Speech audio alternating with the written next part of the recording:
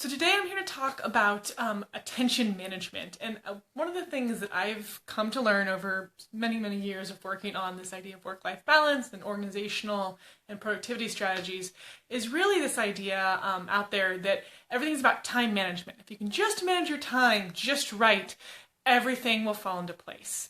And I'm here to call BS on that. Most of you have probably figured that out already. If you've had any time as a parent, you first of all have realized that things are not nearly in your control as much as you thought, and also that time management isn't really about, it doesn't really cover everything, right? Even if you get everything done, it may not mean that you're creating the balanced life that you want, because there's this other factor at play, and that's attention. I want to talk about this idea of attention for a little bit today. So attention fundamentally just means where we're directing our focus. And what's fascinating about attention is it's how your brain picks out what to focus on or pay attention to from tons and tons of stimuli. So at any given time, there are many things in front of you, and you are selecting which ones to pay attention to. We can't possibly give focus or pay attention to everything that that we encounter visually, audio-wise, emotionally. We cannot all give it all of our attention. So we get selective. And this is happening if you are intentional about it or not. So if you are intentionally paying attention to certain things or want to pay attention to certain things, you can. But if you're just kind of moving through, getting by, you're still paying attention to things, you just don't have as much control over it. And so this is why it's a fascinating idea about attention. I highly recommend the book Wrapped by Winifred Gallagher. She's a fascinating author. She actually wrote the book after being diagnosed with cancer, and then did a bunch of science research about what does it mean to live a full life. And it really comes down to attention.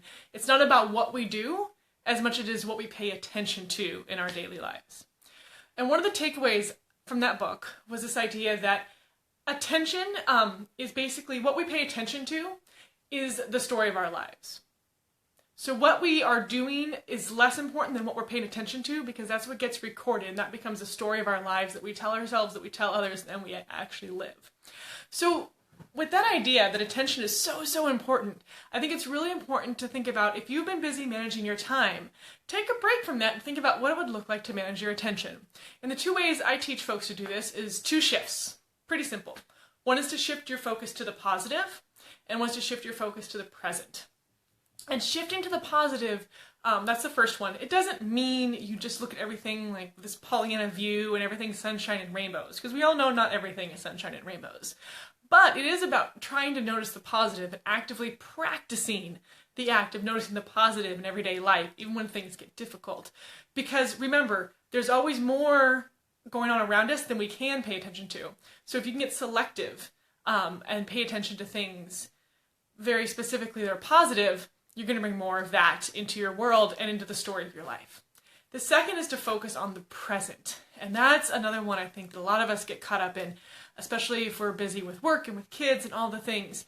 We spend a lot of time in the past, remembering what we did, obsessing over what we did right or wrong. We spend a lot of time in the future, preparing for what we have to do next, planning for what we have to do next, and we miss out on the present. When we miss out on the present, we're not paying attention to the thing that's right in front of us. And frankly, that's usually where the joy is. The joy is usually right in front of us if we can figure out how to pay attention to it.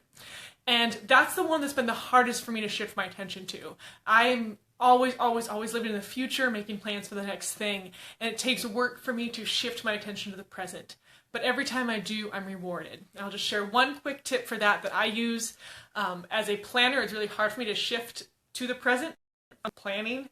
And the way I usually do that is with a timer. I'll actually give myself half an hour to just be in the moment, which might sound silly to somebody who's really good at living in the moment, and props to you if that's you, but for me, it works really well to set a timer and say, I'm not going to worry about anything else, it will all still be there in half an hour, because I trust that it'll still be there in half an hour. And that gives me time to practice focusing on the present, being with my kids, or being with my writing, being with whatever thing I'm doing that's right in front of me.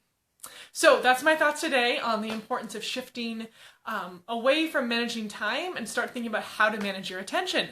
I'd love to hear your comments below, so feel free to share.